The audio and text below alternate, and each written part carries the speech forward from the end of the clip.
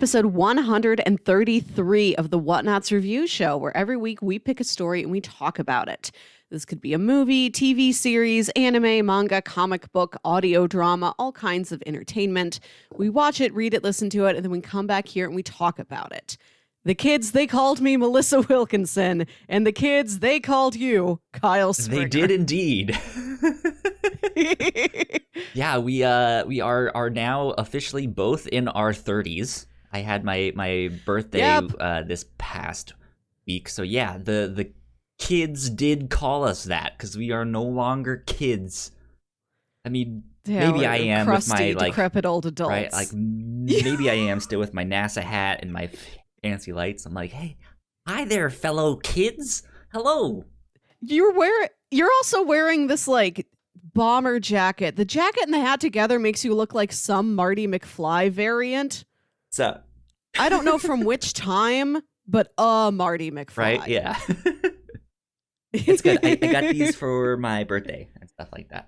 Nice. My parents sent me one of the things they sent me was a $100 gift card to Amazon. Because despite me sending them my wish list and being like, I want all of the things on this list, so pick any of them, they were they were like, well, some things we thought they'd be lame if we bought them for you, and I was like, they're on my wish list. Like I'm wishing for them. I was like, okay, I'll just buy the stuff that's on my wish list.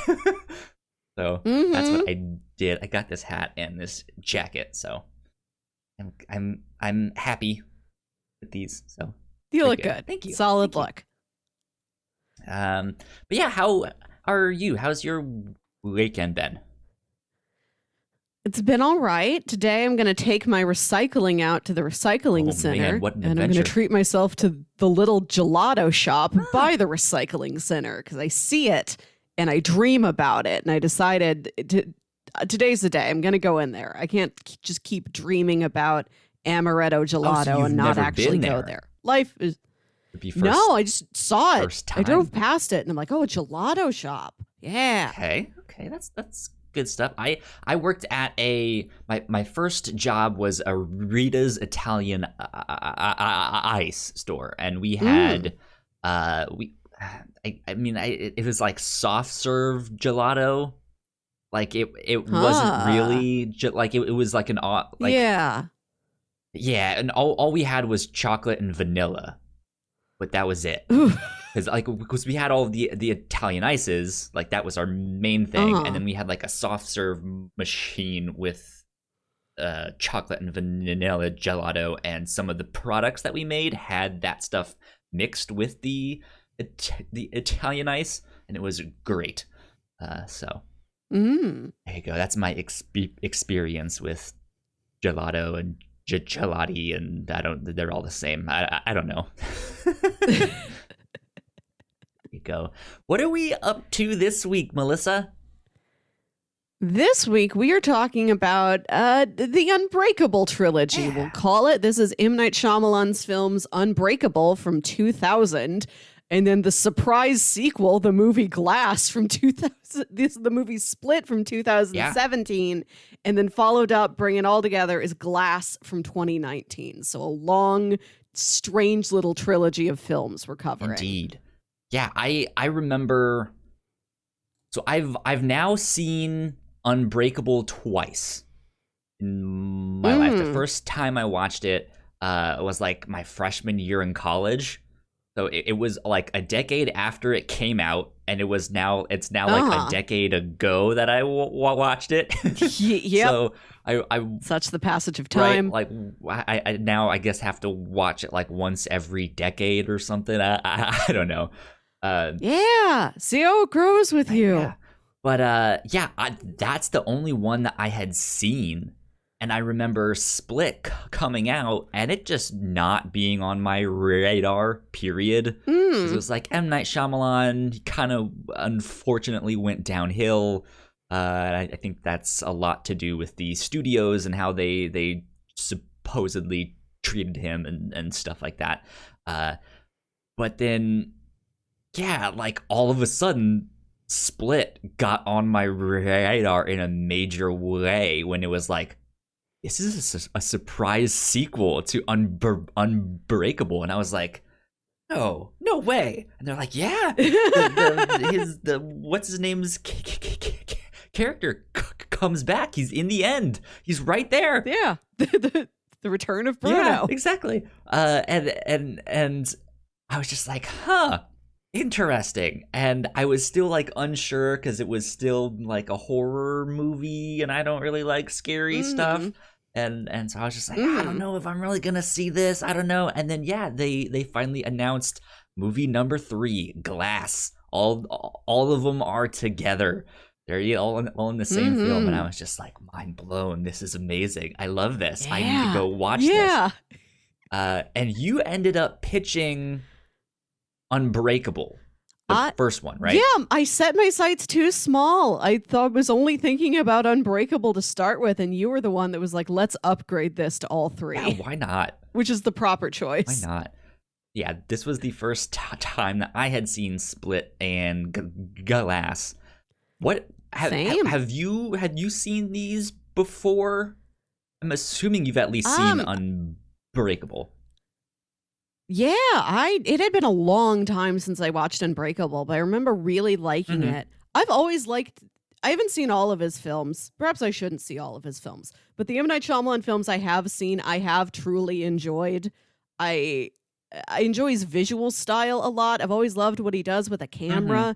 I think when I was like 11, 12 years old, that was my first sense of getting cinematography, like not really knowing why I liked it or what to say about it, but like noticing it and having that being an asset to my film watching experience as a kid was with his camera work. Like Signs.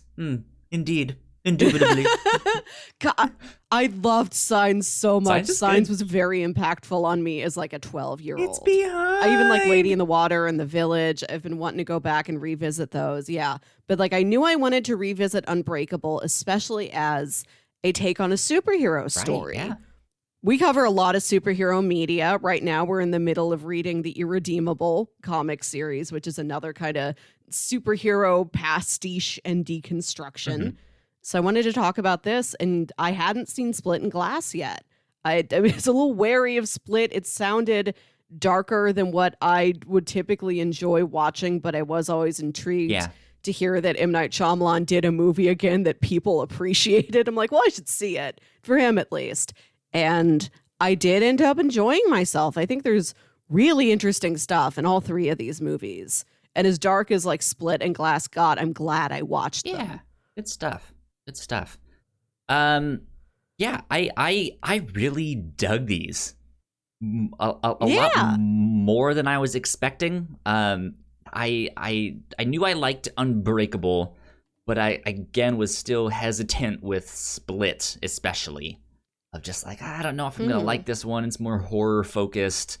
But man, they just hit all the right buttons. They hit all of this. Like it wasn't actually scary. Like it's like now that I've seen it, I wouldn't I would still recommend it to someone who likes horror films and stuff like that. But I don't know, to someone who doesn't know anything about it, I don't know if I describe it as a horror film. There are some horrific themes to it, right? Yeah. But like, it is more of a like suspense thriller than it is horror, I think. Yes. But yeah, I dug these a lot. These were really good. So I do have to say, I was looking at the Wikipedia page for the trilogy of these films, and some interesting things that I saw on here is that Unbreakable has got a 70 on Rotten Tomatoes. Split got a 77, and Glass got a 37. So for some reason, people didn't really like that. However, Cinema Score gave Unbreakable a C, gave Split a B+, and gave Glass a B. but still did good. Here's one more interesting fact. The budget for Unbreakable was $75 million. Seems about right?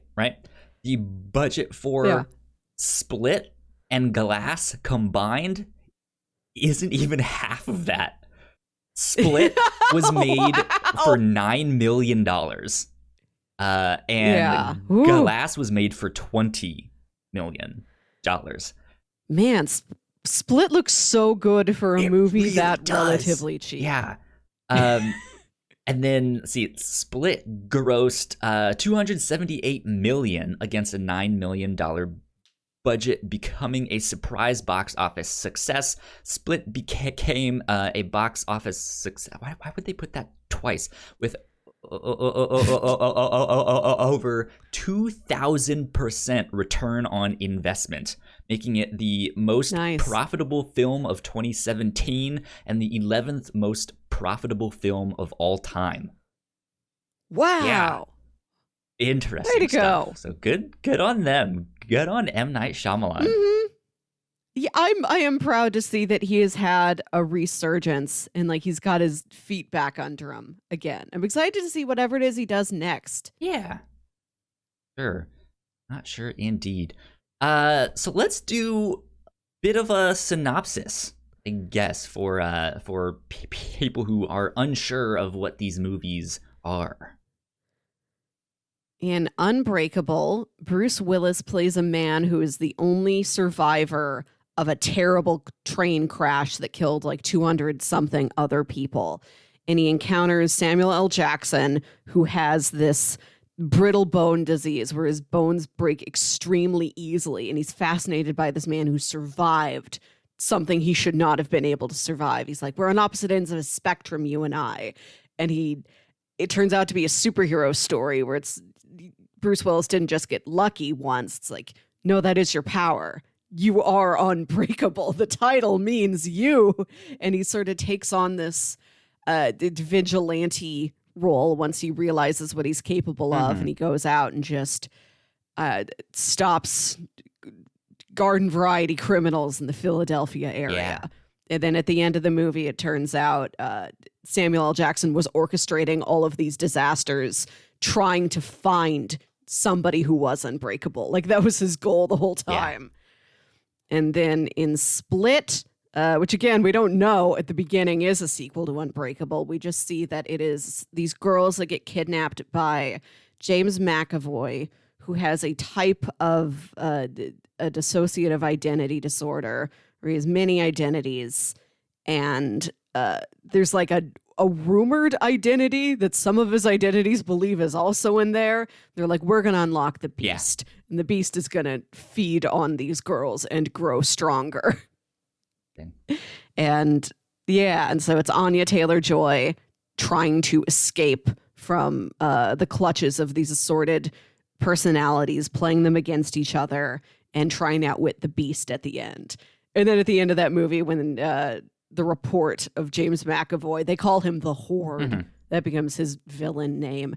They report him on the news. There's like, you cut to a scene in the diner and there's a lady who's like, the Horde? What a supervillain name. That's like the name they gave that terrorist guy all those years ago. What did they call him? And then the camera pans over and there's Bruce Willis and he's like, Mr. Glass.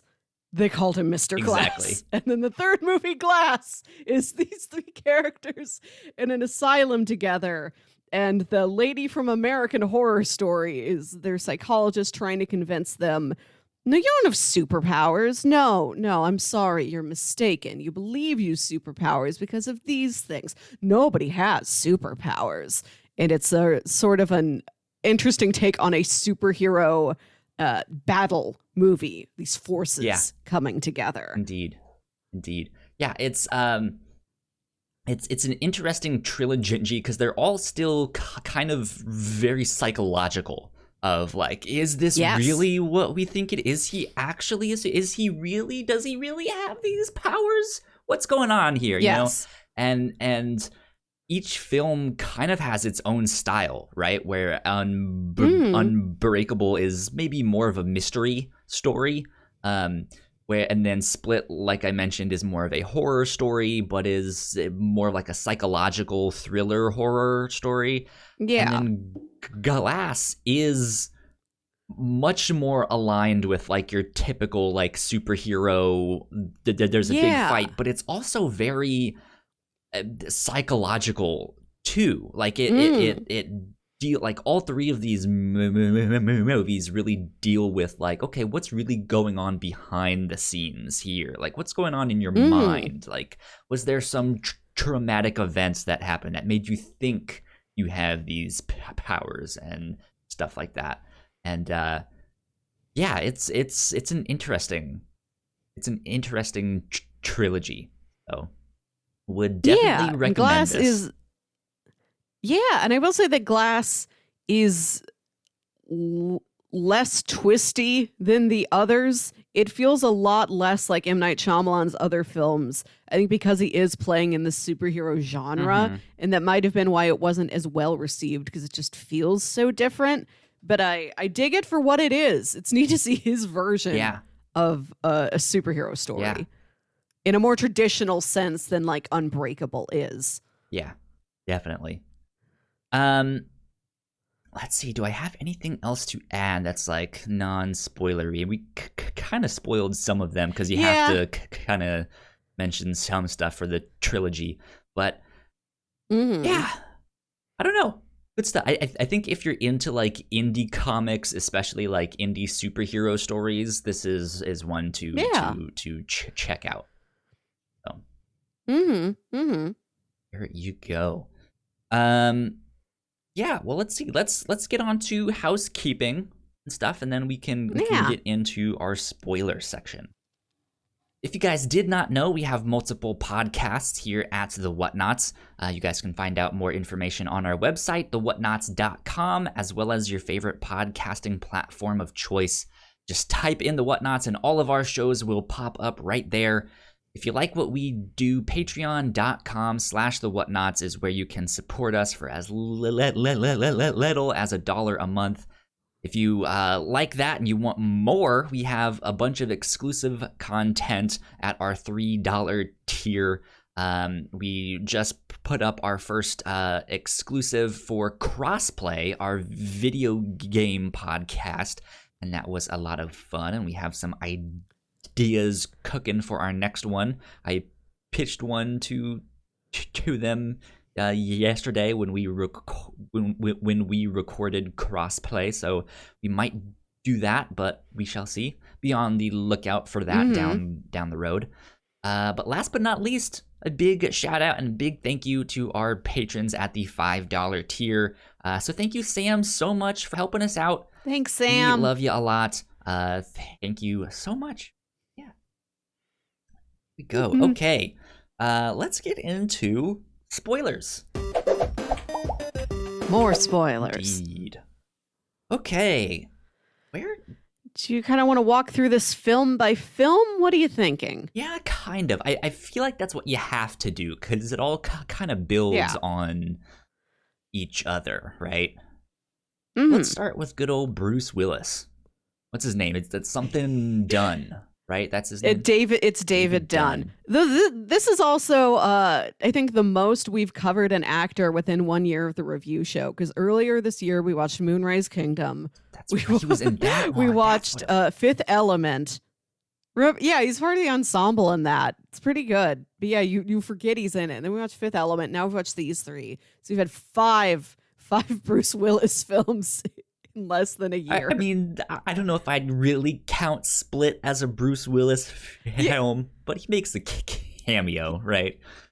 He is a scene stealer. Yeah. I mean, he's very muted in that scene, but like on a meta level. That was you're not expecting him to be there. It's him!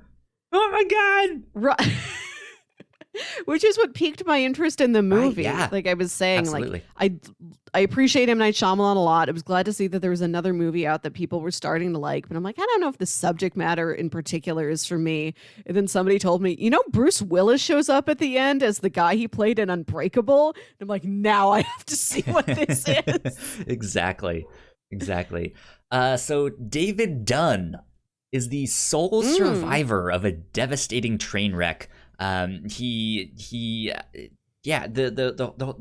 I think the movie starts out with him on the train, right? And he seems just like a normal guy. He seems just very frustrated with his job, and like he's not happy to be going on this trip and stuff like that. And yeah, ends up being the sole survivor of this train wreck.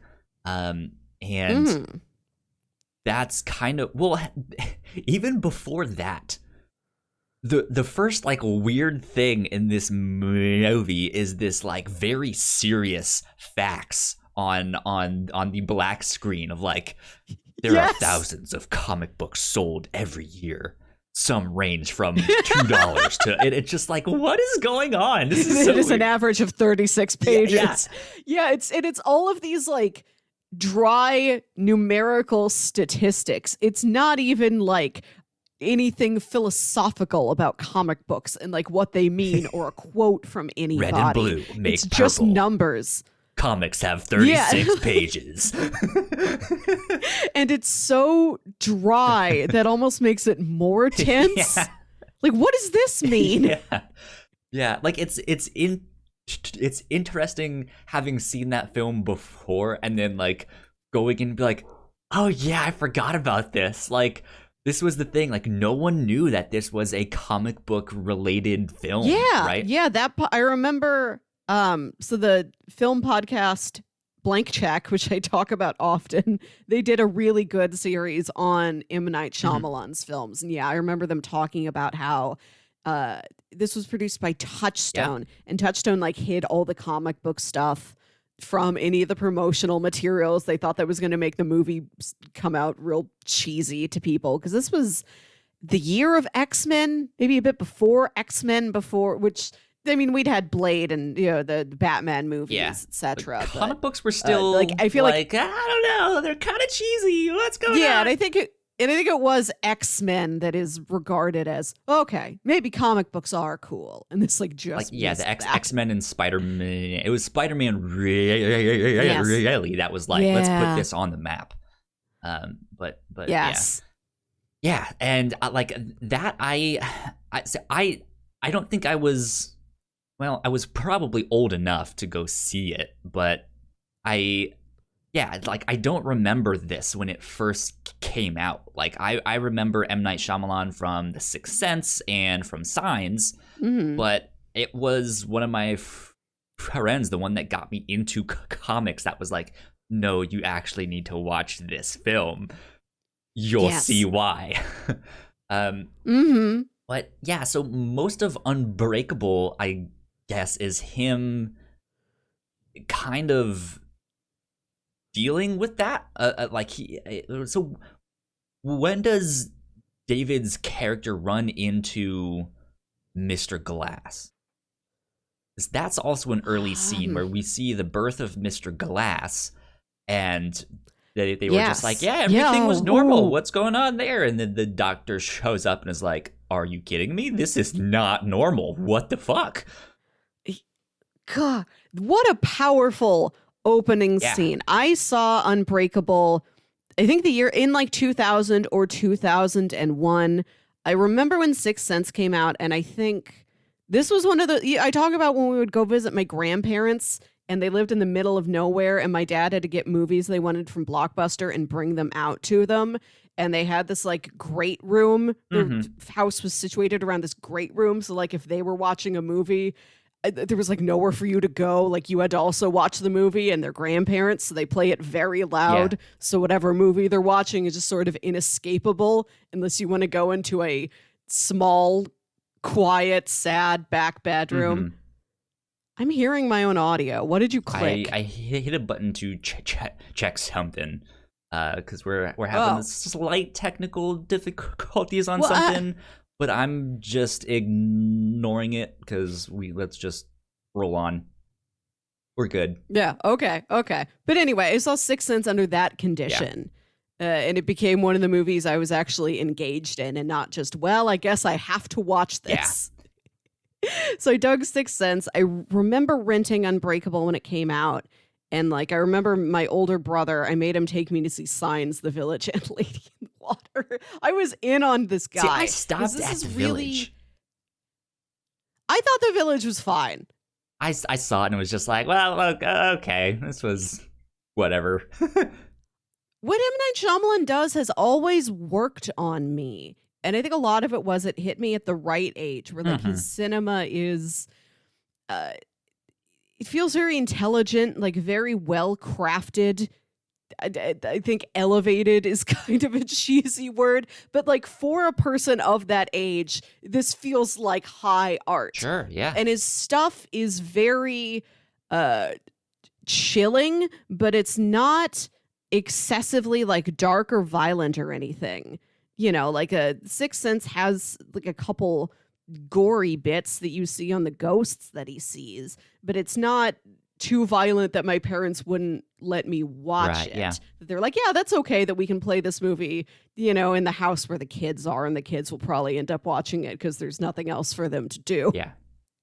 So it's the stuff he does is really emotionally affecting and chilling, but it's not excessively adult or mature or like super dark. And like the stuff in the opening of Unbreakable, after the very dry facts about comic books, it's the shot of just Elijah Price's mother in like the back room of a department store where like she gave birth, and we don't know if she works there or if she was a customer or what. Right. She's lying there with the baby, and the baby will not stop fervently crying, like a very hard baby cry, like a devastating baby cry. Yeah. And the whole thing is like one solid, like the camera doesn't move. It's like one static shot, not Static Shock, the electric superhero. Where does he live? Is he also from Philadelphia? Is he from a fictional city? I don't remember off the top of my head. I know he's in the DC universe, in the like animated. Oh, they get fictional cities. That's right. Universe, but I don't know. There's some other superhero from. Oh, am I thinking of Shazam? Shazam is set in Philadelphia. Yeah, there's some other superhero in Philadelphia. Yeah, they bring the doctor in, and the doctor like inspects the baby, and he's like, "Did you drop this baby?" And they're like, "No, of course not. We wouldn't drop the baby. What's going on?" And he's like, "This baby's arms and legs are broken." Yeah. And that's like a lot for you when you're 11, but it's not too much. Like this movie. This movie, I think M. Night Shyamalan's early films are great for like a budding film nerd's first serious adult thrillers. He does a good job of taking a formula you already know and you've seen growing up, and then as for better or for worse, he's kind of known as, but there's a twist, right? So he takes this thing that people know really, really well, and then is like, but here's this, right? And I think that's what's so fascinating about his films. It's just like, again, for better or for worse, he's kind of become known as that one thing of just like, oh, this is art. You can do something else with it. You can break the you can break the rules or like do this big major twist on these things, and it's neat. And I think you're right for a young teen, especially like that's just like mind blowing. Of like, I didn't know films could do this, right? So. And I think he does have so many strengths beyond the twist that don't get as much attention. Like I said, even as a like fifth grader, I loved his sense of visual storytelling. I love the tension in the way he sets the camera up to just statically hover somewhere in this wide space where the characters just sort of move around. Like he makes the blocking and the architecture of the scene very effective. Yeah, absolutely. I like how normal his characters are. Right? Yeah, like they do actually feel like real people. You know, even sometimes when you watch just like drama movies about people working government jobs or they're just normal things. Yeah, just all sorts of stuff where it's like they're supposed to be normal. They don't necessarily feel normal, right? Like they just feel like, oh, there's some heightened sense of something, and it's not that. But you get a bunch of like really normal characters and like normal awkward situations. Like there's a scene in Glass where David and his kid are working at the store, and David's like, I'm gonna go take a walk, and then the kid's sitting there like, no, Dad, you shouldn't go take a walk. And like, I'm doing a bad job of explaining it, but like the situation is something you might run into. And M. Night Shyamalan's character, because he appears in all of his stuff, is standing right there, and he's just like, your dad take a walk? Jeez, like what is going on here? This is weird. And yeah, like it's an awkward situation that you might see in like a small like family run store, right? And I like the stuff that he does with that stuff. But yeah, so getting back to Unbreakable, though, it's mostly David and Mr. Glass kind of conversing and being like, hey, I think you're a superhero. Like, you were the only survivor. How is that possible? You know, maybe you're stronger than you think. Maybe your skin is invulnerable or something. And Mr.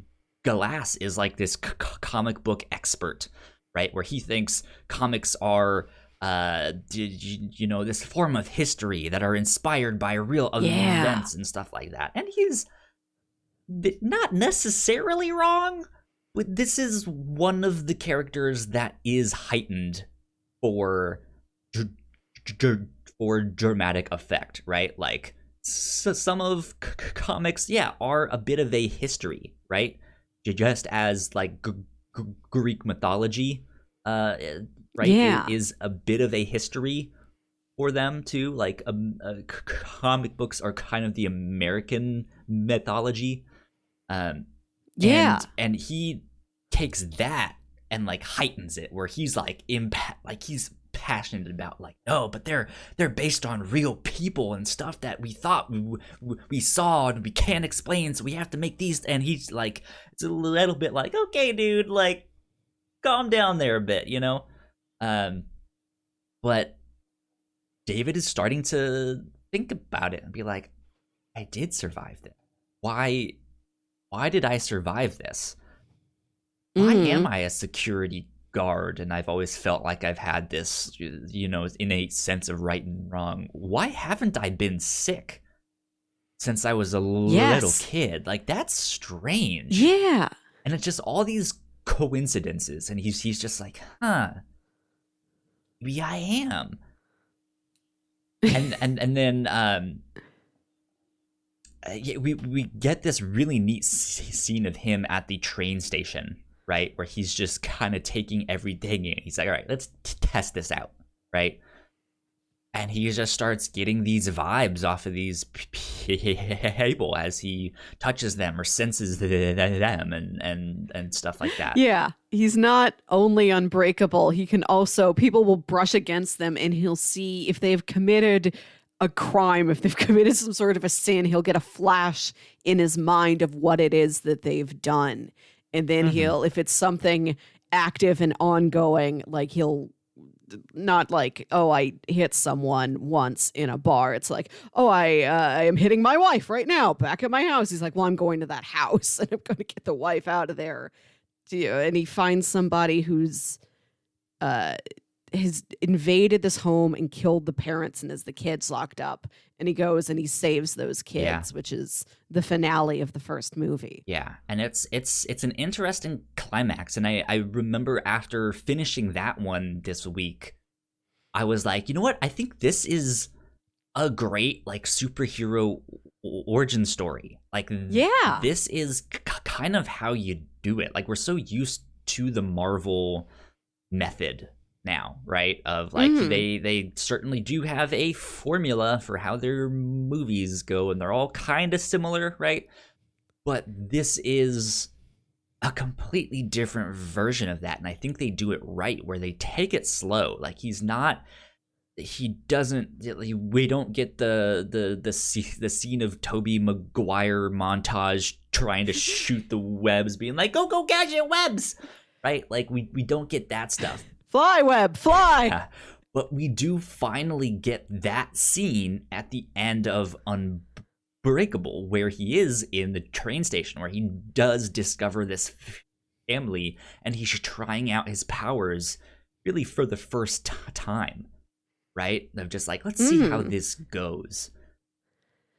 Yeah. And that's an interesting, it's a much slower approach, right? And I like that. Like I like building it up and doing that stuff, because there's just something about the time you spend with that character that becomes really, really valuable then, that I think then makes that character, I guess, much more endearing is one way to look at it, but much more realistic too, right? Like you would actually struggle with that stuff of just like, have I been sick?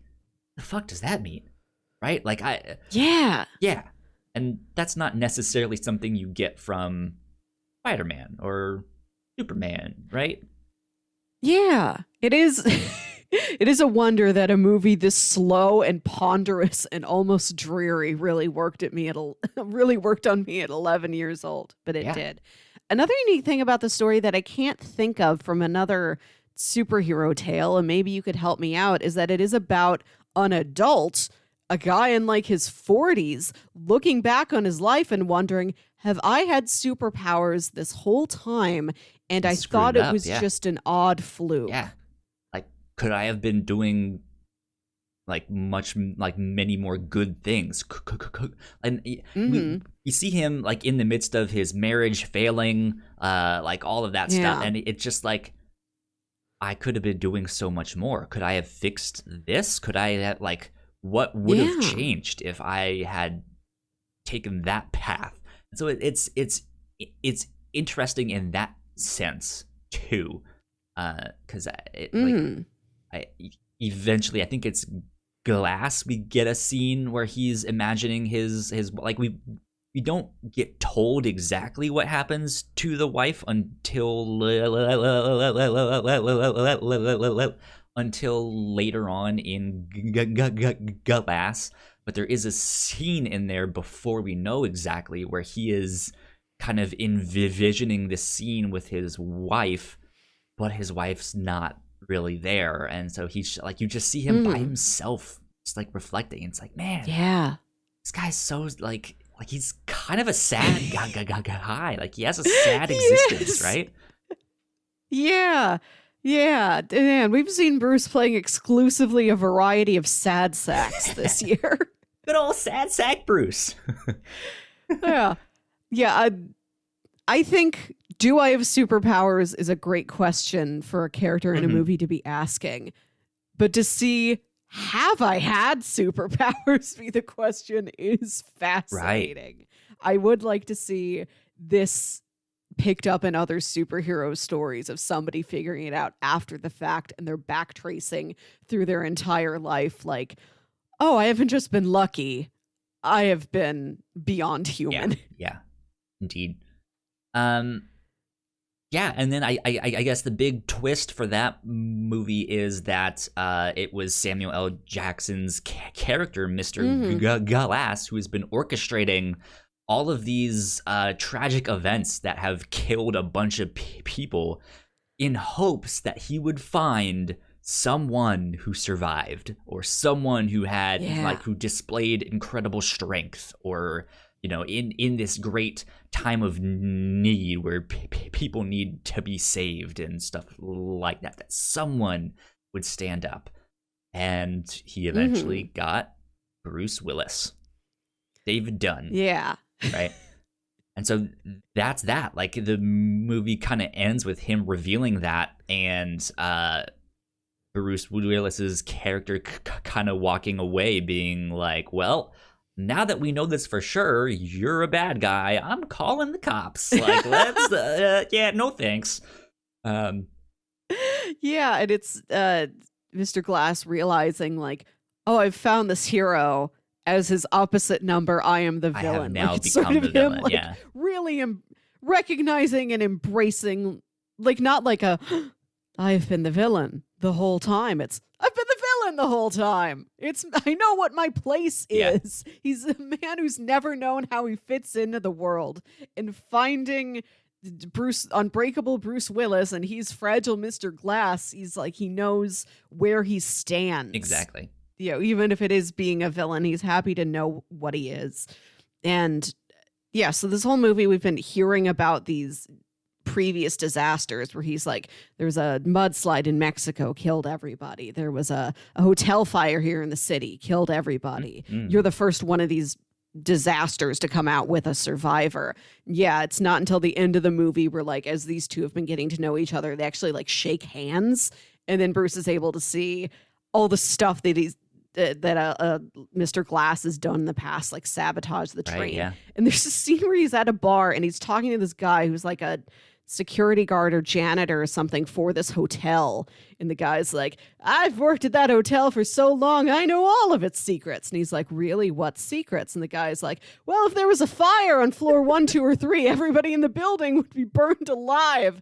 And it's such a small moment, but that stuck with me all week. Like, why are you just saying this to anybody? Why is the hotel allowed that to happen? There's a few moments. The real crime here is like that. Who designed that hotel? Who's in charge of that hotel? I need an entire separate movie about the corruption inside whatever that hotel was. Well, there's a moment like that for me in Glass. We'll get to it, but I think let's start talking about Split. So that's the next one on the list here. And speaking of Philly and Philadelphia, this is taking place in Pennsylvania, in King of Prussia. And I've been there. Yeah. I've been there multiple times. The giant mall. I've been in that mall multiple times. Yeah. It's a huge mall. I think it's the second biggest mall in America.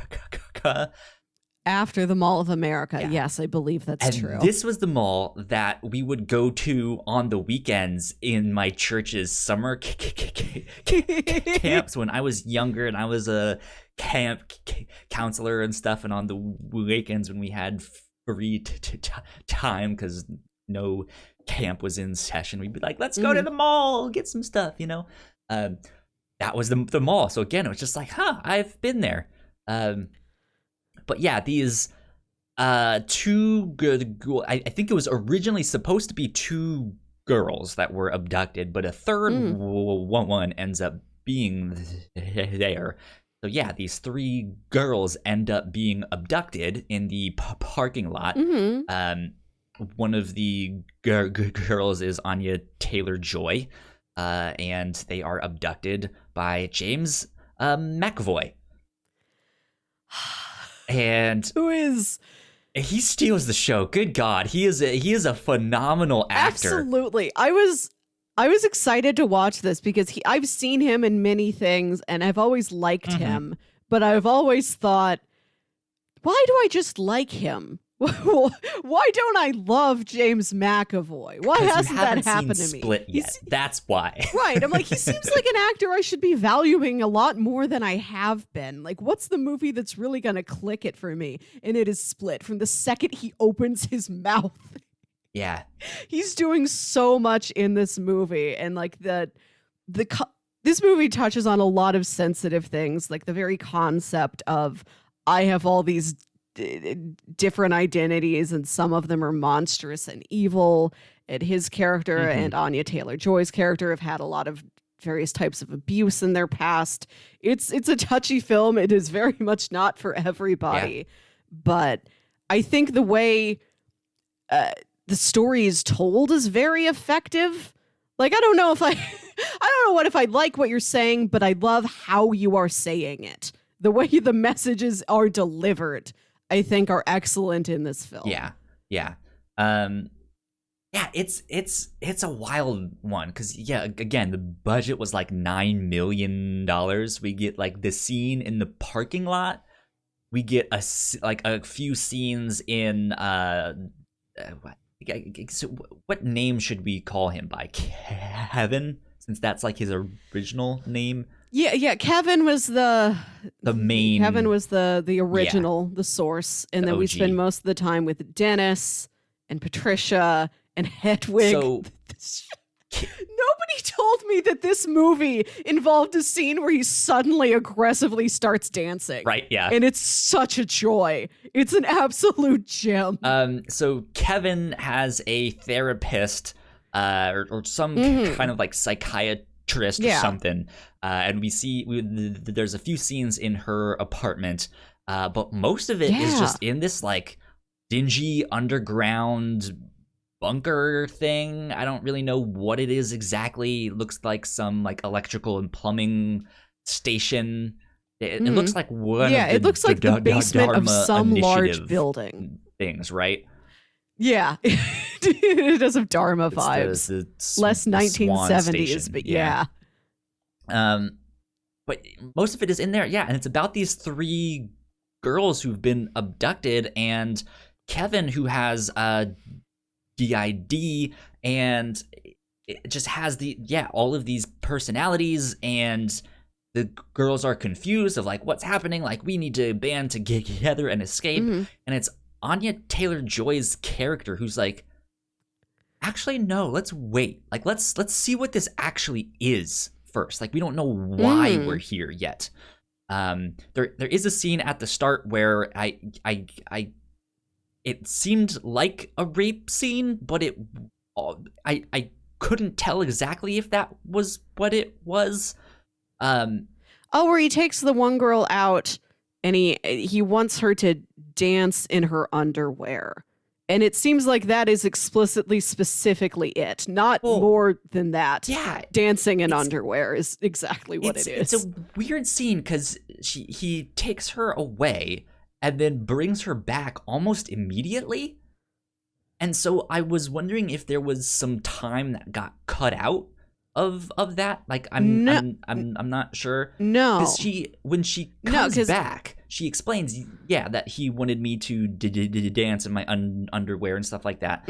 But they were in the other room. Like, you heard her screaming the whole time. So, like, how come we didn't hear Kevin saying that stuff of, like, this is what I want? And then when she comes back, it does this, like, close-up on her leg, and there is some kind of, like, liquid bodily fluid there. So No, did you... like when she's getting dragged away, Anya Taylor-Joy like grabs her shoulder for a second and says, "Pee on yourself," because they can tell that this man is very, very, very clean. He's obsessively clean, and she's like, he won't want anything to do with you if you are dirty like that. So he takes her out, and then she does it, and the second later he like pushes her back in, and she's covered with pee, and she's like, "It worked." Did we know that he was like obsessive, like he had OCD in that way, or is it? I think we had started to see it. I think maybe he had been like wiping things down with his handkerchief, or like that might have been before he brought them the bottle of cleaning supplies. Okay, so in the car when they got abducted, and Anya was the only one who noticed so far that he was in there. He did take out a napkin and was like, picking things up with the napkin. I'm gonna clean this car. So I guess that's the only clue, because I don't remember him saying that yet. So when I saw that scene, my thought was gonna be like he was about to rape her, and her saying, "Hey, pee on yourself," was still some kind of deterrent for that. Of like, hey, if you make yourself gross and disgusting, ish, right? Like, maybe he won't want to have sex with you and stuff like that. But then I couldn't it was like the bodily fluid on her leg. I couldn't tell if that was urine or if it was something else. Yeah. But right. Like, I was just like, it's a strange scene there, but no, it all goes by very fast. Yeah. So it's strange sequence of events, that whole thing, right? Where they are scared, they're confused, they're trying to figure it out, what's going on, and Anya's character, whose name is... Her name's Casey. That's right. Yeah, I really liked the dynamic between these two girls, where it was one of the girls, I think it's Claire. It's Claire's birthday, and she wanted to invite a bunch of her classmates, and her dad's like, well, you have to invite everybody. Like, don't leave anybody out. So, like, Casey is this sort of oddball in class who, like, they aren't, like, they're not bullying her. They're not, like, banishing her from their social circle. There's like, she's weird, and like she doesn't seem like she wants to interact with us, and so we don't really want to interact with her. And like, we invited her to the party, and she sulked in the corner the whole time on her phone. But like, her ride's not there, so they have to give her a ride home. So it's Marcia and Claire who are like best friends, and then it's this other girl from school who they barely know and don't really like. Right? Yeah. And that's the dynamic of these three girls who have been kidnapped and have to be put in a cell together. Yeah. And when it kind of comes down to it, Casey is the one who's kind of thinking things through and is like staying calm and smart and being like, okay, he did this, he doesn't like this then, which is why she was like, hey, pee on yourself. And she's trying to figure, oh, he said this, so that means there's something he's hiding in this room. The drywall is all new. There must be a spot here. You know, she's figuring it out. She's smart. And she also is kind of the first to realize that this guy has multiple personalities, and is then like, maybe I can play them off one another. And when we first see Hedwig, she's like, it's a child. Like, let me, like, I am older than this child, which probably means this child will look to me as an adult or some kind of authoritative figure. So maybe I can use that, right? And so there's just interesting stuff at work there of like, well, if I talk this way with this character and manipulate that one this way and do, like, that stuff is fascinating. Just to see how all of that works there. But yeah, James McAvoy is just phenomenal to watch, and just how he can switch back and forth in an instant between these and just nail it, not have to like get the accent right for a second. You know, like, it just happens. It's just like, oh my God, this is wild. I don't think I've ever heard him not be British. So to hear him have all of these different accents is great. The way he uses his body, and just like his face will slightly change, and you know, oh, that's Patricia now. That's not Dennis anymore. It's so good. Yeah, he's very skilled. He's so good. And I feel like Hedwig, who's like a 9-year-old boy, is a character that could be overdone, like too corny, but Hedwig's comes off as very endearing. There's a scene where Hedwig like kind of has a crush on Casey, and Hedwig's like, can I kiss you? And Casey's like, okay. And it's like, she like smashes his mouth against her cheek. She just stands there and does nothing. Perfectly. It's like so perfectly clumsy. This is what a 9-year-old boy might think a kiss is. He comes away and he says, you might be pregnant. That was like, I think that was the first moment in this trilogy that I actually laughed out loud. I was like, ha! It's so funny, and you're not expecting anything to be funny in the middle of this story. And then there's a scene where Hedwig's talking about his room, and Casey's like, can you show me your room? And he's like, okay, I'm going to sneak you out, and I'm going to show you my room. Because he mentioned a window, and Casey thinks she can sneak out through the window. And he keeps talking about it like Kanye's his boy. He loves Kanye West. And he like puts a song on, and he's like aggressively dancing towards her. And the camera's just, it's one of those flat static shots, like big wide angle. James McAvoy's center, like perfectly centered in the frame, all this negative space around him, and he's like dancing towards the camera. It's so funny because like it's meant to be silly dancing, but the way it's shot is like, it also makes it creepy and aggressive, and it's just like, right, it's both. It is very funny and very tense at the same time. but yeah, it's just it's incredible to watch him do his thing there. And yeah, it's again, they take this slow approach to kind of unveiling this. Well, there is this rumored 24th personality. It's not real though. Maybe it is. And these other characters are starting to believe, and all of this stuff. And yeah, by the end of that film, it's in fact a real personality, and it's finally showing itself. And that is, I think, maybe where more of the horror elements come from, because they refer to him as as the beast. And that personality is the beast, and collectively all the personalities are called the Horde. Right. And he can climb on walls, he can run real fast, he can jump high. Like, he's like the beast from X-Men, but bad. Yes, right? Yeah. So he does all of that stuff, and it is horrifying to see. Like, that is one of the horror movie tropes of, like, person climbing on wall when they should not be, right?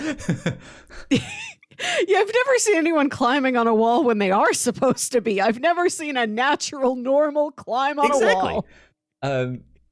So there's that, but it starts to get almost to this like religious fanatic kind of thing happening there, where he's all about like purity and we need to fight for the broken and stuff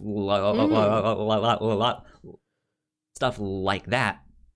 And yeah, it's real creepy, but that's I guess throughout the course of the film, we can kind of start to assume, oh, that's why he was kidnapping those two girls. He thinks they're just these perfect, nothing bad has happened to these girls, so he's gonna make something bad happen to them and feed them to the beast, which is what their fate is. They get eaten alive and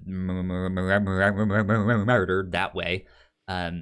But he's about to, I guess, devour is the right word, Anya Taylor-Joy's character, Casey, and she's fighting for her life. She has a shotgun. Her leg's been bit. Like, she's barely making it. At this point, she's full on in shock mode, right? And she's her shirt has been ripped, so she's basically like in her like shorts and bra, and like you can see scars on her stomach and shoulder, and like right as the beast is breaking into this cage that she has locked herself in, he notices these scars. And we've kind of been seeing these flashbacks of Casey, and at first we don't really know what they mean. They seem fairly just like, hey, let's, who is this character, right? You can tell it's up to something, like something is going to go wrong, but you don't know what thing is going to go wrong. Yeah, like, oh, maybe Casey has murdered someone in the past, and like maybe this is why it's strange, or like maybe something happened to her family, and that's why she's this weird loner girl. But then it's like, she's learning to hunt. This is weird. Maybe this is her first kill, and she's gonna end up becoming a bad guy or something. Who knows? And it's just like they're up to something, but it still is just like, well, I guess they're just telling me backstory. I don't know. And then like I can tell this is something. I thought it's like she's going on a hunting trip with her dad and her uncle. And I thought it was maybe because we just watched Hannibal a couple weeks ago. I thought it was going to be the dad teaching her to kill the uncle. Yeah. We're going to hunt your something uncle. Like that. But like eventually we find out, no, that's not what this is. Anya also has a troubled past because her uncle was raping her, unfortunately. And from a young age, I think she was like 9 years old in there. I don't know exactly. Very young. Ugh. She's thinking about killing her uncle. Eventually, we learn that she put him in jail. she Yeah, eventually that's the end of the movie. Like we find that she's been dealing with this for a long time, and it's at the end of the movie when like she has escaped the beast, and like she's in the back of the police car with like the shock blanket, and the police officer's like, "Yeah, your uncle's here to meet you," and she's very subtly shakes her head, and the police officer looks at her like, "Okay, I get it." Yeah. So it's there's a lot of stuff happening in this film, which is very heavy and very just like, oh, this is rough stuff, right? I think this is the best one of the trilogy. It is just you cannot stop watching this. It is fascinating because you have no idea what any of these like you see the pieces laid out on the board, but you don't know where they're going. You don't know what this is adding up to. We've also like we're following this therapist pretty thoroughly. Like she's like got like the third branch of the story. She's not in like one scene. And to talk more about how good James McAvoy's performance is, he's seeing her as one personality. Like he used to see her as Barry, and then she's like, "You're not really Barry, though. You're Dennis pretending to be Barry." So there's all these layers going on. Yeah, this is it's got some troublesome content, but like I said, if I accept the troublesome content and I just look at how it is executed, how he chooses to illustrate these points in the story, I think that's very well done. So the whole thing with the psychologist / therapist, I'm not sure exactly what her job was, is that she's kind of theorizing / positing that it's not just like dissociative identity disorder, but that there are people out there who are basically becoming other people or things, right? They're changing their body chemistry. They are one personality is allergic to this thing, and I'm not sure how true that is in real life. I've never heard of this, so I think it is a science fiction. Maybe, yeah. But it is an interesting thing for a science fiction to play with, I suppose. Like, what if like one of her big sets of evidence, I think, for how distinct the different sides of Kevin are is that like she had a dog. This might have been Kevin, or it might have been like another patient who's in a similar situation as Kevin.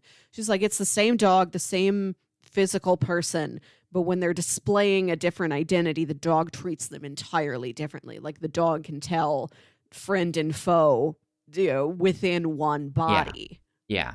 And so she's basically positing that these are different people, and they are extraordinary, right? They have become more than human, and so therefore maybe superhuman, right? And yeah, it's at the end of that when we get the cameo from Bruce Willis when the horde escapes and is out there somewhere, and he's on the news, and then it's like, wow, that's like that one dude from 15 years ago. What happened to him? And he's like, Mr. Glass, that was his name. So I knew Bruce Willis showed up at the end of the movie, but nobody told me how. Nobody told exactly what the scene was. So I spent the whole movie expecting that he's going to come in his security poncho. That's and what I thought save guy Casey. Saving Casey was at first. And I was like, oh, that's not his voice. That's not him. That's like, and like this, you can tell they're in the basement of some sort of a large structure where Kevin has gotten a job as part of like maintenance, and like he's allowed to have these rooms down there. He kind of has like a little apartment and living space. And I thought this was going to end up being the stadium where Bruce Willis works. Oh, yeah. Because he's a stadium security guard in the first movie. And like, we don't really have any clues. We can't tell what's up there. Right. So I'm like, maybe this is like, the depths beneath this very large like university stadium. But no, instead it turns out that he works at the zoo. And so that's why, we see him, like Casey hides in a cage at one point. I'm like, oh, that explains why there would be a cage. Yeah. Yeah, I really, really liked Split. I think that one was my favorite of the three. Yeah, it's a tough watch, but it's also impressive. Yeah, absolutely. So let's move on to Glass. We've already been recording for about an hour and 10 minutes. So Glass, this is an interesting one because this one was between Unbreakable and Split. There's like a 15-year gap, both in when the movies are set, but also when they're made. Right? Like I think you said Unbreakable came out in I think it was 2000 and then 2017 and 2019. So yeah, like 15, 16, 17 years-ish, right? And yeah, that's kind of wild that that's happening there. But Glass takes place 3 weeks after the events of Split. Yes. So that's an interesting thing where, yeah, like I think Split and Glass do feel a lot more connected, right, than Unbreakable and Split, or Unbreakable and Glass. I mean, I guess Unbreakable and Glass do feel, because I feel like Glass is the one that really just ties them all together. It's like, okay, you have these two things that were just barely connected by this one scene, but here's this thing that like encapsulates them all. Yeah. And we're seeing all these returning characters. Like Bruce Willis's wife has passed away, but his son, it's the same actor there as an adult. I thought that was phenomenal.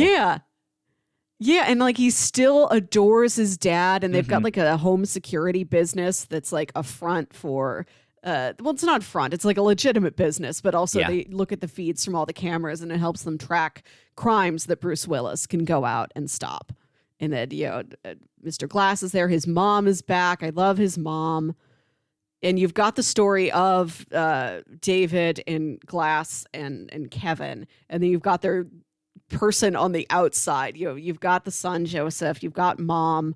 I don't know if mom gets a name. And then you have Casey, who there's a moment in Split where she gets to talk to actual Kevin. And Kevin, it's like, it's still the year 2014, right? Like all these other personalities have been taking over, and Kevin has not been Kevin in a long time and has no idea what they're doing. And as much of a traumatic experience as she had, she's sympathetic to Kevin. Kevin is blameless to her, and she gets wrapped into this because she's trying to go and like reach out to Kevin and kind of support him. Yeah. So what was interesting to me about Glass is I thought Mr. Glass was going to be orchestrating this in a different way, right? Like we by the end of the film, we know that he was kind of orchestrating a lot of this, but the fact that like I in my mind, I thought Mr. Glass was going to be more of a Hannibal Lecter type character, forcing Bruce Willis's character and James McAvoy's character to team up and do something. So the fact that he is like pitting them against one another, I was like, oh, I didn't know that was what was happening here, or that they are in fact all in the I guess I should have known that from the trailer when they're all in that like pink room, because I like that pink room really stood out in the trailer. Like, I remember that. M. Night Shyamalan's really great at using colors, and like everybody's got their own core color. Which is also a superhero thing. And like Mr. Glass in particular, like he's aware of it. You can tell that he is intentionally walking out in all these Prince purple outfits. I'm gonna be in all purple. David's gonna be in all green. The Horde is gonna be in yellow, right? Like all of that stuff. But yeah, and then the doctor, I don't remember the doctor's name. Oh, Dr. Staple. Dr. Staple. Yes. You're really holding everything together, much like a staple. She is this like very, very feminine, character who has this very stern like facet about her. Almost reminds me of like Nurse Ratched, right? Yes. Where she is like she thinks she has this like well-meaning approach, and that's what she tries to make you think. But just from square one, the get-go, you're just like, I don't like you. Like you're a dick. You are sinister. You're sinister. You are clearly sinister. Yeah, and it just like her. She is all pink. That's very pink and feminine and stuff like that. Well, I think it's the first time we see her, she's wearing this like kind of opaque white trench coat, like raincoat out in the rain when they go and they capture David and bring him in. And she's got like an antidote, like a kryptonite for all of them. Like they've got Mr. Glass supposedly, until you find out he's been switching the pills. They're like, he's so smart. Like we have to keep him heavily sedated at all times, or he will mind game his way out of here. You know, David's in a room with all of these water jets because, you know, that's his one weakness. We find out is in Unbreakable is water. Yeah. He's seems like he's David slightly Dunn more susceptible to water than Adam Sandler, the Water Boy. That's a movie we need to see. It had some high quality H2O. And then when you know you're working with a real over the top, let's fully go for it, brightly colored comic book movie, is when the weapon she's to use against the Horde is a hypnosis light. Yep. It's a light she flashes and it forces a different personality to take over, and she literally says, we have a hypnosis light. It's like, okay, I know exactly how seriously I'm supposed to take this movie. Yeah, indeed. And yeah, this movie was really, really good too. I enjoyed this a lot.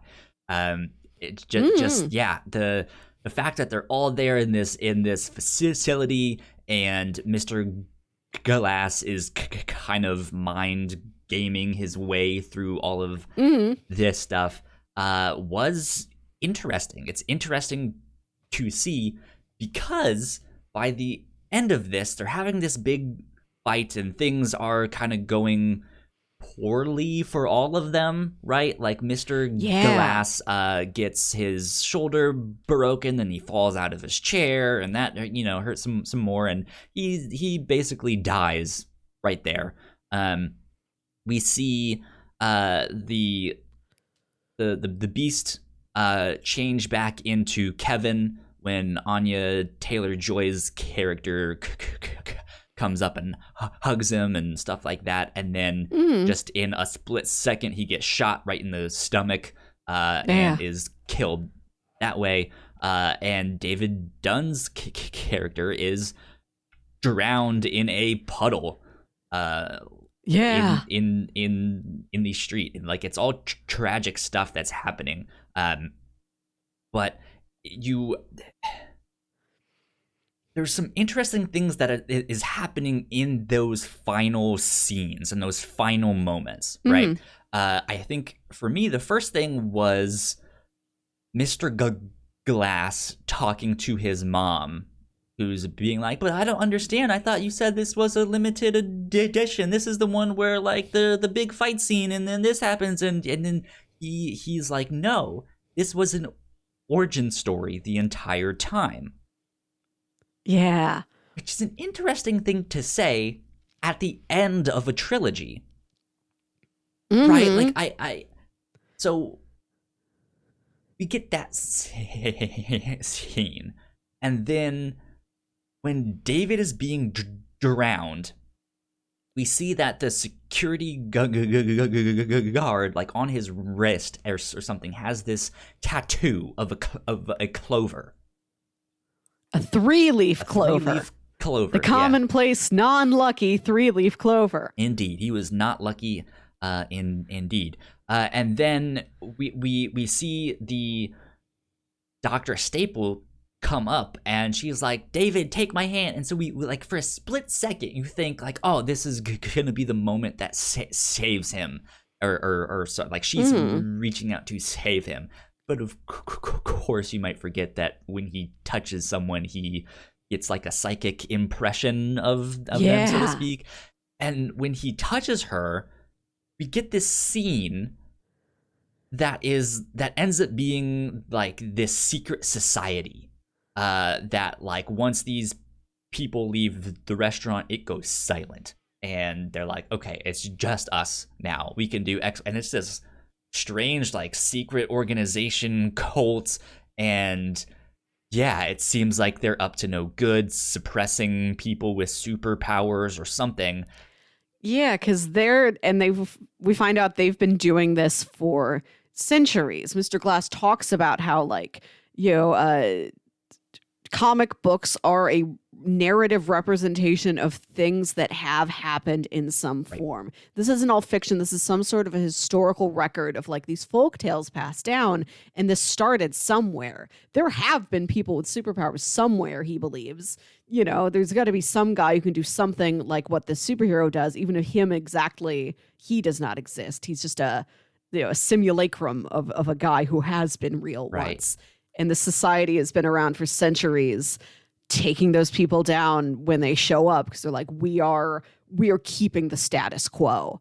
Like, we don't want heroes, we don't want villains, we just want normal civilians. Like, and that is how we are keeping the world. And we're going to find these superpowered people and try and talk them out of it. Yeah. And if that doesn't work, we are taking them out. And we see that Dr. Staple also has one of these tattoos. Yes. But I don't know about you, but this whole secret society thing came out of nowhere. And that's, I guess you could say, is the twist of this movie, that there is this secret society, like that's why there's only 3 of them, so we think, right? And like they have been suppressing them, and these ones, I guess, have just been particularly problematic to suppress. Yeah. But yeah, it's this weird thing where I was just like, this feels kind of shooed in, or like it feels like it didn't feel earned, if that makes sense. I think it works for me because the whole twist is that it has been a secret society of people that has been around for centuries. They wouldn't have been around for centuries if they weren't very good at being secret. I mean, yeah. Which might feel like a cheap way of explaining it, but it worked for me. Like, the idea I believe works. With everything else you've set up, I believe that there would be this counterpoint, that there would be this society who's like, these stories don't exist because we quiet them down. We want this normal status quo to life. We've been operating in the shadows. I don't know. Yeah, I would have liked to have seen some foreshadowing. Yes. But when it gets to that moment, it makes enough sense in the math of what's going on that I don't feel like I necessarily required the foreshadowing to still get the effect of it. And it's one of those things like, hey, you made the first movie like over 15 years ago. There's really only so much what you're gonna do. You can do with that, right? Yeah. But like, that's the thing. Like if you knew that Split was going to be a sequel to that, and you were then planning on making Glass immediately after that, like there could have been something in Split, just something, right? And yeah, just like somehow foreshadow it, somehow enter it in earlier on, that there is some secret society out there doing something. We don't know what they're up to yet, right? I think narratively it did not feel justified, but I think you're right, of like in the grand scheme of things, in the math of things, it worked fine, Yeah. But I think that the idea of this secret society mixed with Mr. Glass being like, it's an origin story, really just give me a TV show set in this universe. Like, I now want to know more about this society and who else is out there that has powers and stuff, or who else did have powers, right? Oh, like Mark Twain or somebody. Yeah, like right? anybody, any historical figures. That's where Amelia Earhart went. She could really fly with her own body. They had to I don't know get about rid of that her. ridiculous, but right, their whole thing is like convincing them that they don't actually have powers. Yeah. So technically speaking, there are people out there who actually have powers that just have now been convinced that they don't. Yeah. Like, which is a fascinating thing to That is think about, interesting. right? And just like, if you can Yes. make them believe again that they can be Electro Man or Pyro Man, or you can turn Peter Panning back into Peter Pan. Right? Yeah. Indeed. So I feel like I want more. This left me with just this idea of like, this was just the start. Yeah. Which is, and like it worked. Which is what it is. And like the way the movie ends is that Mr. Glass and Kevin and David, like they all die in this battle on like the lawn of this mental institution where they are. And then you find out that Mr. Glass arranged this the whole time. And they talk about how the place is covered with cameras, and like he had all of these cameras recording everything and like streaming the video to somewhere. Websites like, and he like that, emails all of the footage to his mom and to Joseph and to Casey. And it's like, here, they're going to bury this. Here is the proof that there are superpowers. I filmed our final battle, and there's throughout the movie they're talking about like this giant tower that's been built in downtown Philadelphia, and everybody's thinking like, oh, he wants a big public scene. He's going to take them to the tower. They're going to destroy that tower. No, it's a red herring the whole time. They don't get out of the lawn. The point is that they don't get out of the lawn because that's where the cameras are. Right. He wants that footage, that like clinical security camera footage, this objective true thing to be sent out there in the world, which is what they do at the end of the movie. And you've got Mom and Joseph and Casey sitting on a bench in that station from the first movie, and they're like releasing it, and you're seeing it pop up on like all these screens. And the mom says something like, "We're watching the universe wake up." Like something like that. We're finally being let into the universe or something. Yeah. It's some weird thing of like let in. Like what? That's a weird way to and like now that people have seen there are powers, they can recognize this in themselves. Or if this organization, this 3-Leaf Clover organization, came around and like spooked them into it, like they know they still have powers, but they're like, okay, I'm gonna get in real trouble if I do anything about it, so let's pretend like I don't. Then they can rise up again. Like the movie ends right before the world is like vastly changed. Which just makes me want more. Like I know he has no plans of making more with this, but god damn it, give me a TV show. That I think would be a great. comic. Yeah, something like that. I don't know. Yeah. So then I guess the last thing that I have on my mind that I want to mention, we talked about Mr. Glass and what he says, and then David, but then there is Kevin when he dies, and his kind of relationship with Casey there. Did you feel for Kevin? Like, was the movie effective in making you feel sympathy or empathy for him? Yeah. And a lot of it carries over from that scene in Split, because like he wakes up, he thinks, he's like, oh, it's several years ago, and she's like, no, it's now. Like, you've been buried for so long. And he tells her, you're gonna have to kill me. Like, just kill me. Like, I can't let this happen anymore. This is where the gun is. This is where the bullets are. Like, he's so and like Kevin is innocent, and he's just had all these terrible things happening to him and around him and through him, and he's tired of being an instrument for all this destruction, and he just wants it to end. It's very sad, and like it's sad enough that you understand why Casey would want to stay in contact with him, even if he has been these people that have killed her friends and like really wrecked her life. Yeah, I don't know if I really had all that much sympathy for him. Like I I feel like I'm mixed, right? I think it was effective in trying to inspire that. Like, I think you absolutely can read it that way. But I guess I really don't know how to deal with multiple personalities and stuff. So I guess I honestly don't know how I feel about that or what I need to educate myself on. But yeah, at the end of the movie, I was kind of like, well, he was the one that kind of manifested these personalities that did all of this stuff. So I don't know exactly how that works, but it was just like, at the end of the day, he did this. Like, he did some terrible things. I'm just like, am I supposed to believe in their love story? Like, I don't know. And it's not a love story. It is a friendship story. But I don't know if I really felt like he was redeemed or was sympathetic in that sense. I don't know. Like, I can understand that. I feel like anything we get of Kevin is so fleeting. I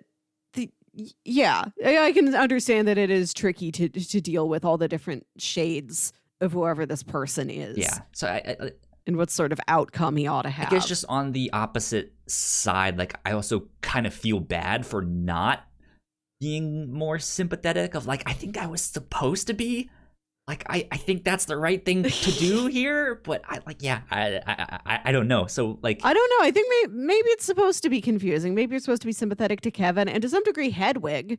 Yeah. There's this thread that throughout the movie where they're like, Hedwig, are you 9 forever? Have you always been 9? Are you always going to be 9?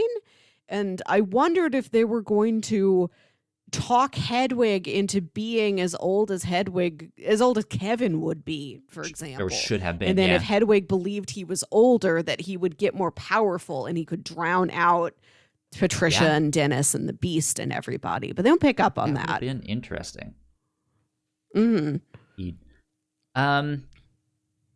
Yeah. That's it. I like these films. I'm glad we watched these because I really dug these. Yeah. For my own personal math, I think watching the stories get told and how they were told balanced out the darkness of some of the content of the narratives for me.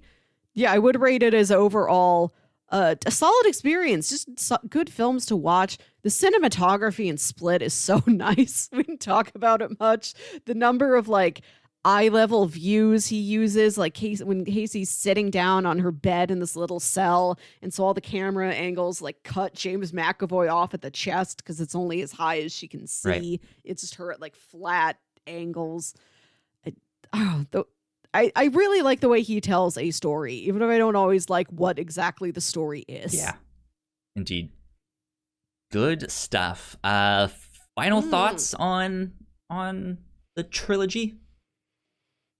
I'm happy to see it happen. I don't think there's been a story like this on a meta level outside in cinema. We're like, oh, surprise, there's a sequel to this 17 years later that you did not know was a sequel. Yeah. And we made a third movie that ties both of those together. I want more stuff like that.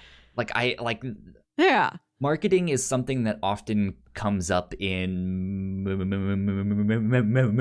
movie discussions because, trailers will spoil things and stuff like that. But I don't know what magic M. Night Shyamalan usually is able to work with his stuff, but the marketing for his films is usually phenomenal. Of like, hey, you cannot spoil this one thing. Yeah, right? I think he's very conscious of that. And I think he makes sure.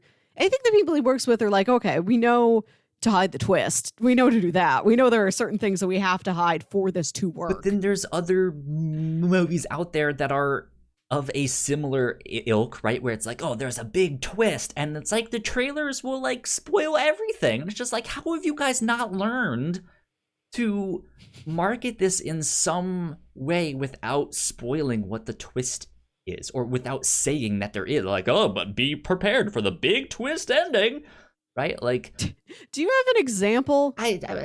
not off the top of my head, but I think even in like early Marvel movies and stuff, like thinking back to Iron Man and stuff, you could kind of tell the whole film just by watching the trailers and stuff like that. I mean, I guess you also kind of know the story. At least I know the basic story of Iron Man, so it's you know there's stuff like we that. don't. But like, yeah, there's movies out there that I feel like I don't need to go watch because I watched the trailer and it told me everything, right? And then the reviews come back and it's like, yeah, all of this was in the trailer. That was it. And I guess that's why they're not memorable, because it's just like, who cares, you know? Like, stop that, you know? But yeah, like I love that it was a surprise movie about comics, and then we got a surprise sequel, and then surprise, it's a trilogy, right? Yeah, it's great. It's phenomenal. So go watch this. Yeah. I'd be interested to see how comic book film reacts back against this. I'd like to see more twisty, thrillery superhero tales. Yeah. Yeah. Good stuff. More non-Marvel superhero film. More non-Marvel and DC superhero films, please. I'd like that a lot. Yeah, I love original superhero tales. So what would you recommend? Now that we have watched this, what else would you recommend to someone? For superhero stories, like really interesting kind of deconstructive superhero stories. We've done a lot of them. Irredeemable is very strong. There's a reason why we're sitting down and reading all of it. And that's a story about a man who is the most powerful and the most kindly superhero the world has ever seen. Like, he's the Superman. He's the paragon. He can do anything and he's always there to do it. He's so good. And then he just turns one day and he snaps and he's destructive. And he's just blowing away everything in his path. And everybody's like, oh, we never thought he would do this. So we don't have a plan. Like, we don't know why he's doing this. And we have no idea how to stop him. None of us are prepared for this. So it's this panicked race. Like, they're just running around trying to find somewhere where they can be safe and trying to talk to anybody who might have known, like, okay, who really is this guy? Because we only know his superhero identities. We've been teammates with him for years. We don't know who he is when he goes home. We don't know where his home is. Yeah. So it's a superhero story that takes a lot of these recognizable archetypes and tropes and turns them into this neat character study and this neat mystery with a lot of different twists in it. Like, oh, you find people who had information and were hiding it, you know, up until like the final several pages. There's all these surprises, like, but you didn't know this could do that. Yeah, indeed. And I'd say if you just want another really interesting Bruce Willis role to watch, if you're just like, more Bruno, please. Several weeks ago, I watched the movie Death Becomes Her. Okay. He's playing a sad sack in that, but it's a different variety of sad sack than we have seen in the 5 Bruce Willis movies we've covered so far this year. He's got like the silly little mustache. He's very pathetic. It's the least macho he has ever been. That's funny. It's a fun romp. I recommend Death Becomes Her. Okay. Good stuff. Yeah, we'll talk more about Irredeemable in just a second. But I would recommend, there is a TV show called Legion. I think is an FX original show. That show is phenomenal. One of the best TV shows I have ever seen. It is great. But it is based off some X-Men characters. And the main character's name, if I'm not mistaken, is David as well. So there's that link between the main here. But if you want more Davids, he is a mutant. But he is a mutant with dissociative identity disorder, and he has multiple personalities. But the interesting thing is that each of his personalities have different mutations and stuff like that. And some of them are good, some of them are bad. You never know which one you're gonna get. Some of them are vying for control and stuff like that. So it's this interesting kind of superhero adjacent story. It's not it's not like they're in tights and running around and destroying buildings and stuff. This is much more cerebral, and it is much more in the mind and more meta. And okay, is this actually happening, or is he dreaming this, or what's really going on here? But yeah, that is a wild show. I love that one a lot. Speaking of X-Men, I watched New Mutants last night. New Mutants is out on video on demand.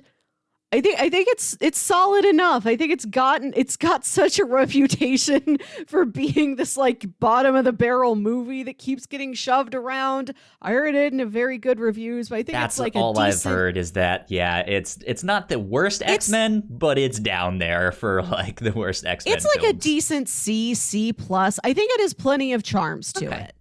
I like the cast. More Anya Taylor-Joy. I'm still interested in watching it. Yeah, she looks perfect for magic. She's looks great. Perfect for that. 'Cause that's who she plays, right? She plays magic. Yeah. Oh, okay, cool. Yeah. Yeah, good stuff. Yeah, I think we a bunch of us watched it in a group. We all agreed it is worth the rental cost. Sure. Okay. Yeah, I say check it There out. you go. What else did I have to recommend? I had something else that I was going to recommend. It was Legion, and then we'll mention that. I don't know. The thing that's coming to mind right now is oddly Ultimate Spider-Man. Which one is that one? So Ultimate Spider-Man is a modern day retelling of Spider-Man. It was instead of taking place in the 1960s when Peter Parker first originally got bit, it takes place in the 2000s when there are cell phones and cars that look like modern day cars and stuff like that. But yeah, it's a retelling of the Spider-Man story, and eventually goes off and tells its own story. And then much further down the road, these are the comics that Miles Morales came out of. Yeah. But it's interesting because it spawned the whole Ultimate Universe. It started out with just Ultimate Spider-Man, and then eventually we got Ultimate X-Men and Ultimate Fantastic Four and this and that, and it like ballooned into this really awesome just like smaller version of the Marvel universe. You could basically follow all of the comics that were in that imprint. Eventually the universe kind of took a turn for the worst, and they got rid of all of it except the good parts, which was Miles. He was like the best thing. But yeah, you get to see like the birth of superheroes and how the X-Men got started and what really happened there. So yeah, like I think if you're interested in maybe what happens next after the Unbreakable Trilogy, maybe something like Ultimate Spider-Man looking into the Ultimate Ultimate Universe might be interesting. And those are also the comics in which Nick Fury looks like Samuel L. Jackson. Oh, and that's where that originated. Yeah, it originated in those comics, and then they cast him in the movies because of those comics. So good stuff with that. I will recommend those. Next week, Melissa, we are finishing up our coverage on Irredeemable. We are reading the final 3 volumes. I know you have already read them. I have read them once before long ago, but I still need to reread the final 3 volumes. We will be talking about that next week. I'm excited to talk about it because you and I briefly talked off mic when you were like, I finished it. Yeah. I was like, what'd you think? So yeah, I'm excited to have a full conversation on that. That's gonna be a lot of fun. But I also have 3 pitches for the week after. Yeah. So I am ready. I have a comic series, I have an anime, and I have a cartoon. I think. Okay. First up, pitch number 1 is The Manhattan Projects. This is a comic by Rick Remender. Is that right? Am I not mistaken on that? Yeah. This is alternate history. It's an alternate history comic, and the description says, what if the research and development department created to produce the first atomic bomb was a front for a series of other more unusual programs? What if the union of a generation's brightest minds was not a signal for optimism, but foreboding? What if everything went wrong? So I think I read at least the first issue of this a long time ago. And it's an interesting alt history story, like alternate universe history story thing. Where it's just a bunch of like science fiction, monster, psychedelic stuff. What if the Manhattan Projects was also working on like creating things like Frankenstein or stuff? Like, I'm not sure if they actually do that per se, but like it's like what I guess in my mind I kind of view it as like that TV show Fringe. Yeah. But what if it was set in like alternate history and it was it grew out of the Manhattan Project? So that's my pitch on that. I would like to read volumes 1 and 2, and those are both available on Comixology Unlimited. There you go. That's that. My second pitch is an anime, which is available on Netflix. I believe it's a Netflix original, or one of the ones that they bought the rights to or something. I don't know. But it is called Great Pretender. I want to watch season 1 of that, because I think season 2 is coming later this week, I think, if I'm not mistaken. But it says, a series of unfortunate events has led Makoto Edamura to adopt the life of crime, pickpocketing and scamming others for a living. However, after swindling a seemingly clueless tourist, Makoto discovers that he was the one tricked, and to make matters worse, the police are now after him. There you go. So yeah, it's he's kind of a con artist, pickpocket. He ends up pickpocketing someone who he thinks is just this like clueless tourist, and I guess ends up working for him because he's also a con artist and is like on for a bigger score. This is described as a crime comedy. So it seems like some like wacky adventures they're gonna get into. I thought this looked like a lot of fun. So that is pitch number 2, Great Pretender. And then pitch number 3 is a cartoon from Marvel. You guys might know this lovable, fun bunch of characters known as Guardians of the Galaxy. They have a cartoon that was on Disney XD. I think it ran for a couple seasons. I want to watch season 1 of that show. It's on Disney Plus. If you guys want to check it out. I remember starting to get into some of the Marvel cartoons back when they were first getting started, and I liked them enough of what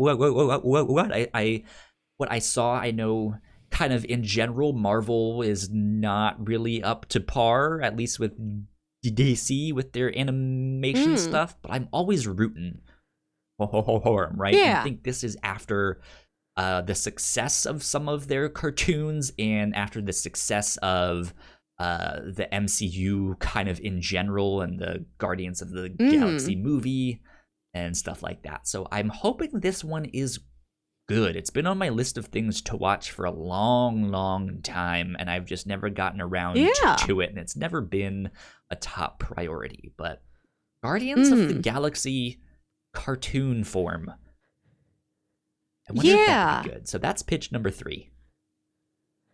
Okay. Pitch number 1 was a comic book alternate history, volumes 1 and 2 of the Manhattan Project. Pitch number 2 is a crime comedy anime called Great Pretender. Pitch number 3, Guardians of the Galaxy. Well, you know I am a sucker for Guardians of the Galaxy, but I'm such a sucker specifically for James Gunn's directorial style of those 2 films. So I'm slightly wary about ingesting them in another form and having it not work on me. But I did a Google for Great Pretender. The show looks gorgeous, and I'm seeing a lot of very positive reviews and headlines for it. So I want to see what Great Pretender is all about. Okay, let's do Great Pretender. I believe season 1 is 14 episodes. Okay. It's not too long. But yeah, that is what we will do in 2 weeks' time. So you guys can either start that now or put that on the back burner for next week and stuff like that. But next time you hear us, like we mentioned, will be our last coverage of Irredeemable.